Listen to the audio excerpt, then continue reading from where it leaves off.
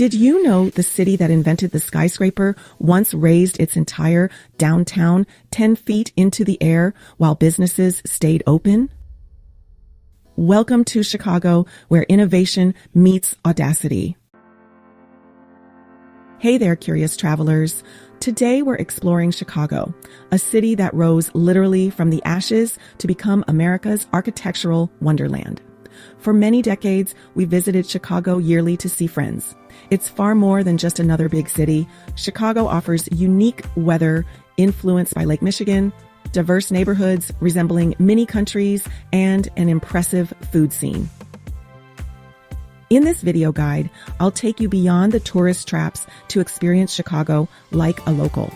We'll explore iconic landmarks, dive into the city's incredible food scene, discover hidden neighborhood gems, and I'll share some insider tips that most visitors never hear about. Hang out with me until the end. I'll reveal my favorite secret spot in Chicago that offers the most spectacular skyline view without the crowds or the price tag. Before we hit the streets, let's talk about what makes Chicago, well, Chicago. The city's name comes from the Native American word Chi-Cow-Quay, referring to wild garlic that grew along the Chicago River. But it wasn't until 1837 that Chicago was officially incorporated as a city. Now, remember that fact I mentioned about raising buildings? In the 1850s and 60s, Chicago had a serious drainage problem. The solution? Engineers literally jacked up entire city blocks, sometimes as much as 10 feet, using massive screws. And get this, businesses stayed open during the process. Imagine shopping while the building is slowly rising beneath your feet. But Chicago's most defining moment came in 1871 with the Great Chicago Fire. The blaze destroyed over 17,000 buildings and left 100,000 people homeless. Legend says it started when Mrs. O'Leary's cow kicked over a lantern, though historians have debunked this tale. The fire's silver lining? It gave Chicago a blank canvas to rebuild bigger and better. This led to the birth of the skyscraper and the distinctive Chicago School of Architecture that would influence cities worldwide. Speaking of architecture, did you know Chicago is home to the first skyscraper ever built? The home insurance building, constructed in 1885, stood 10 stories tall, revolutionary for its time. And here's a quirky fact. Chicago's nickname, the Windy City, has nothing to do with weather. A New York newspaper editor coined the term for Chicago politicians, calling them windy, due to their long-winded speeches and boastful claims about the city. If there's one thing Chicagoans take seriously, it's food. And no food is more iconic here than deep dish pizza. Let me tell you about my first deep dish experience at Lou Malnati's. I made the rookie mistake of ordering my own pie, not realizing one slice is practically a meal.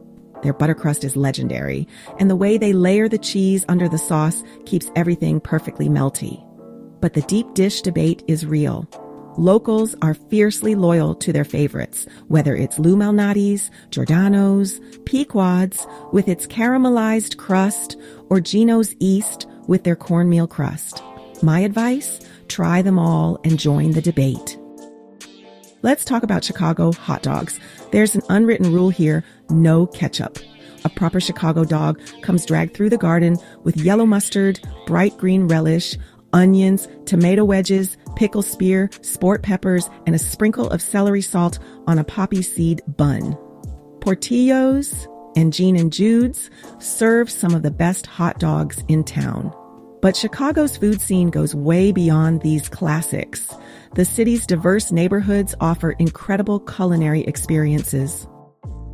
In Greektown, try the flaming saganaki at Greek Islands. They literally set cheese on fire at your table while shouting, "Opa!" Little Italy on Taylor Street features Al's, famous for its original Italian beef sandwiches made with thinly sliced beef, soaked in juices, and topped with giardiniera on a soft roll. Pro tip, order it dipped for the full, messy experience. For a taste of Poland, head to Staropolska in Avondale for pierogi and kielbasa that will transport you straight to Warsaw. And don't miss Chinatown's dim sum palaces like Minghin cuisine, where weekend brunch means carts loaded with dumplings and buns rolling right to your table.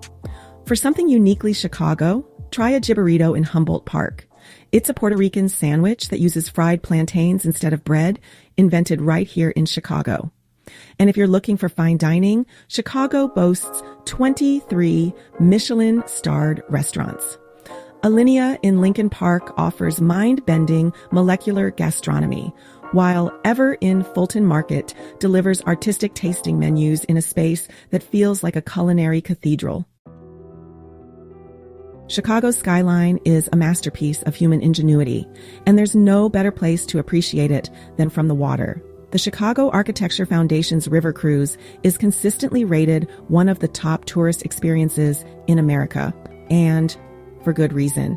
Our family took this 90-minute cruise last summer, and our docent's knowledge was incredible. You'll glide past architectural marvels while learning how Chicago pioneered skyscraper design. The way the afternoon sun reflects off the glass buildings creates a magical light show on the water. When it comes to observation decks, you have two amazing options. Willis Tower's sky deck, formerly known as the Sears Tower, features glass boxes called the Ledge that extend 4.3 feet outside the building, 1,353 feet above the ground. I still remember the butterflies in my stomach stepping onto that clear floor. But here's an insider tip. 360 Chicago at the former John Hancock Center offers Tilt, a thrill ride that literally tilts you outward over Michigan Avenue. Plus, the views of Lake Michigan are unmatched. Even better, head to the signature lounge on the 96th floor instead of the observation deck. You'll get nearly identical views while enjoying a cocktail for about the same price as an observation deck ticket. Millennium Park is home to Chicago's most photographed attraction, Cloudgate, affectionately known as the Bean. This massive stainless steel sculpture by Anish Kapoor reflects the skyline in its curved surface. Visit early in the morning to avoid crowds and catch amazing reflections of the sunrise.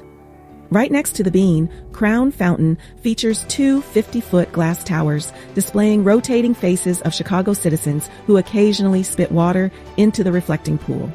In summer, you'll see kids splashing in the water. It's Chicago's version of a beach day in the city center.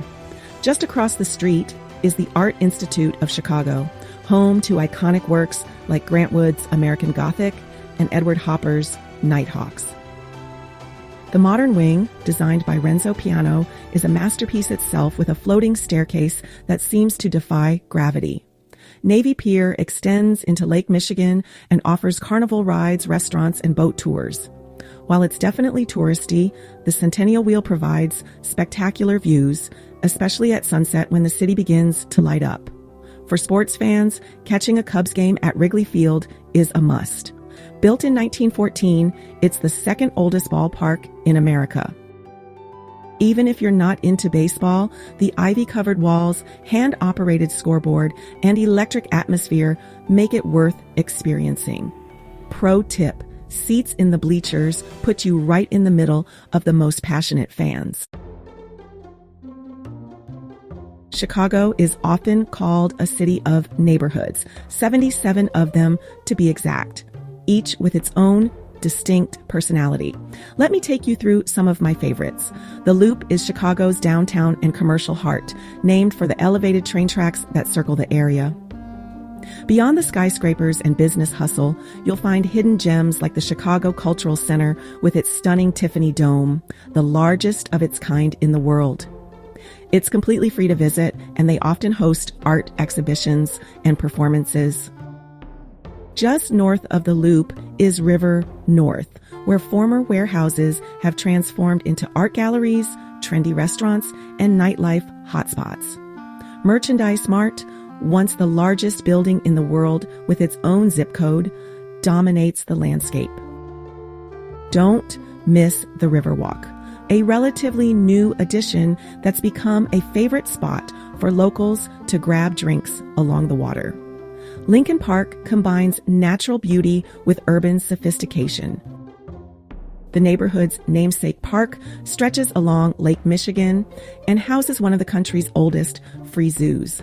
After visiting the animals, explore the charming streets lined with Victorian homes and stop at Cafe Brower for lunch overlooking the lagoon. For a taste of bohemian Chicago, head to Wicker Park in Bucktown.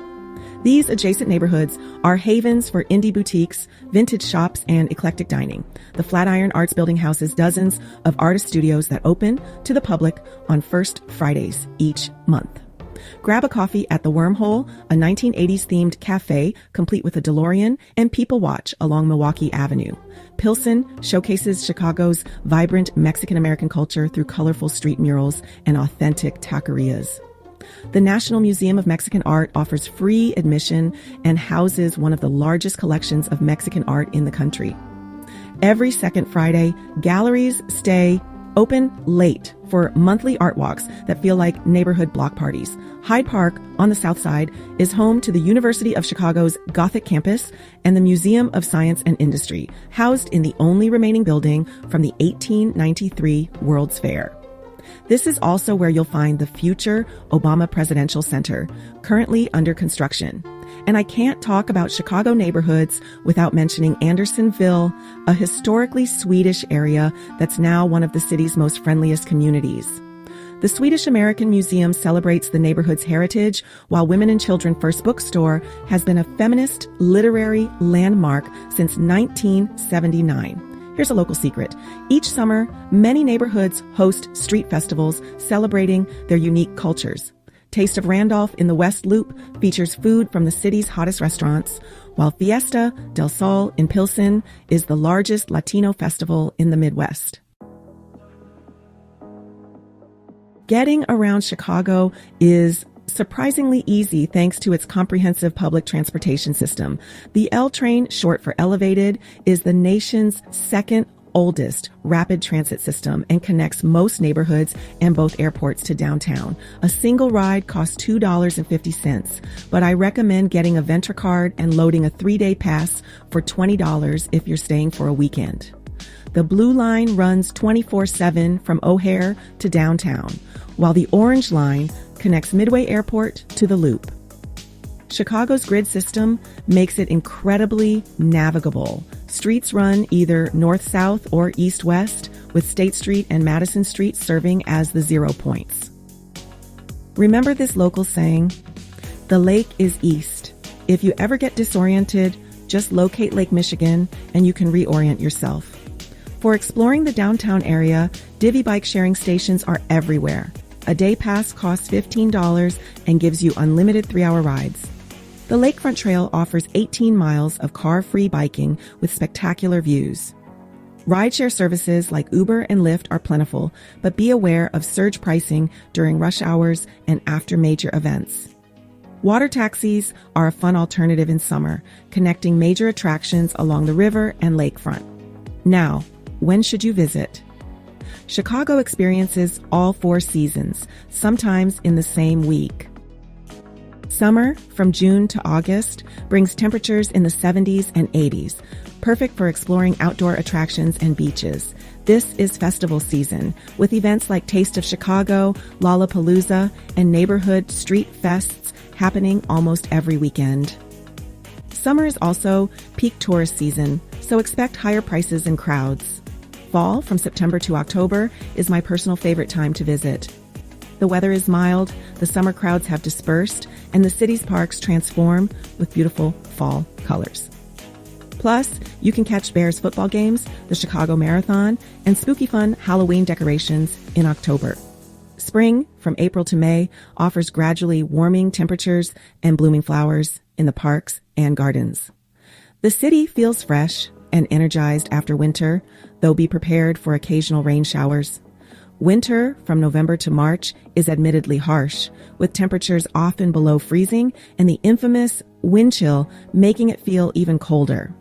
But Chicago embraces winter with ice skating at Millennium Park, the Christ Kennel Market in Daley Plaza, and zoo lights at Lincoln Park Zoo. Plus, hotel rates drop significantly and indoor attractions are less crowded. Here's my insider tip. Visit during the week of Chicago Restaurant Week in late January or early February. You'll find amazing deals at top restaurants, lower hotel rates, and fewer tourists. Beyond the postcard attractions, Chicago offers experiences that most tourists never discover. First, that secret viewpoint I promised, Promontory Point in Hyde Park. This man-made peninsula juts into Lake Michigan and offers a panoramic view of the entire skyline. Locals come here for picnics and sunset watching. The stone steps leading down to the water were hand-carved during the Great Depression and create natural seating areas. For a truly unique perspective of the city, kayak the Chicago River at night. Urban Kayaks offers evening tours where you'll paddle beneath illuminated bridges and between skyscrapers glowing like vertical constellations. Theater lovers should look beyond Broadway shows to experience Chicago's legendary improv comedy scene. While Second City is famous for launching careers of stars like Tina Fey and Stephen Colbert, smaller venues like I.O. Theater and The Annoyance offer equally hilarious shows at lower prices. Chicago's speakeasy culture has made a comeback with hidden bars that channel the Prohibition era. The Drifter in River North is tucked beneath the Green Door Tavern and features cocktails selected from a deck of tarot cards. Meanwhile, the Violet Hour in Wicker Park hides behind an unmarked door with constantly changing murals. Just look for the single light bulb outside. For a taste of Chicago history, visit the Green Mill in Uptown, a jazz club once owned by Al Capone, where tunnels beneath the bar were used to smuggle liquor and escape police raids. The Sunday Night Poetry Slam is a Chicago institution. Architecture enthusiasts should venture beyond downtown to Oak Park, where you'll find the world's largest collection of Frank Lloyd Wright design buildings. Wright's own home and studio offers fascinating tours showing how his prairie style developed. And here's something few tourists ever experience: Lower Wacker Drive. This underground street system inspired the Batman movie chase scenes and offers a glimpse into Chicago's multi-level infrastructure. While you shouldn't drive it yourself, it's confusing even for locals. Taking a taxi through this subterranean world is like entering an alternate dimension of the city. For families, Maggie Daly Park offers a 3-acre play garden with climbing walls, boat-shaped play structures, and a ribbon-like ice skating path in winter that's far less crowded than the Millennium Park rink. Like any major city, Chicago requires some street smarts to navigate safely. Most tourist areas are very safe, but it's always wise to stay aware of your surroundings, especially at night. The Loop empties out after business hours, so it can feel deserted in the evening. Stick to well-lit streets if walking after dark. Weather in Chicago can change dramatically within hours. The saying goes, if you don't like the weather in Chicago, wait 15 minutes. Layer your clothing, especially in spring and fall. In winter, don't underestimate the wind chill. It can make temperatures feel 10 to 15 degrees colder than what's reported. Chicago's drinking water is among the best in the nation, so skip the bottled water and bring a reusable bottle you can refill. Public drinking fountains, Chicagoans call them bubblers, are plentiful in parks and public buildings. For budget travelers, take advantage of Chicago's many free attractions. The Cultural Center, Lincoln Park Zoo, and Navy Pier's Centennial Wheel on select days cost nothing. Most museums offer free admission days for Illinois residents, but some extend this to all visitors. Check their websites before your trip. When dining out, remember that tipping 18 to 20% is standard for good service. Many smaller restaurants are cash only, so come prepared. And if you're planning to visit popular restaurants, make reservations well in advance. Places like Girl and The Goat and Avec can book up months ahead. One last practical tip. Chicago parking is notoriously expensive and complicated. The city has the highest downtown parking rates in the country. If you must drive, use Spot Hero or ParkWiz apps to find discounted garage rates. Better yet, leave the car behind and use public transit. Your wallet will thank you. Chicago has always been a city that refuses to be defined by its challenges. From literally raising itself out of the mud to rebuilding after the Great Fire, this is a place of remarkable resilience and innovation. What I love most about Chicago is its authenticity. Unlike some cities that seem to exist for tourists, Chicago is first and foremost a place where people live, work, and create. While the attractions are world-class, the true magic of Chicago unfolds in neighborhood diners, corner taverns, and community gardens where locals come together. Every time I visit, I discover something new. A hidden mural in an alleyway, a family-run restaurant serving recipes passed down for generations, or a stunning architectural detail I somehow missed before. So whether you come for the architecture, the food, the culture, or the lakefront, I hope you'll take time to experience the true spirit of Chicago, a city that works hard, plays hard, and welcomes visitors with genuine Midwestern warmth. As Chicago's legendary poet, Mr. Carl Sandburg, wrote, "This is the city of the big shoulders, strong, proud, and always reaching skyward." Come see for yourself why Chicago isn't just another destination. It's an experience that stays with you long after you've gone home. We love to hear about your Chicago experiences. Drop a comment below sharing your favorite Chicago memory or the spot you're most excited to visit. If you enjoyed this guide, please give it a thumbs up and subscribe to join our Curio community. Hit that notification bell so you don't miss our upcoming guides to other amazing destinations.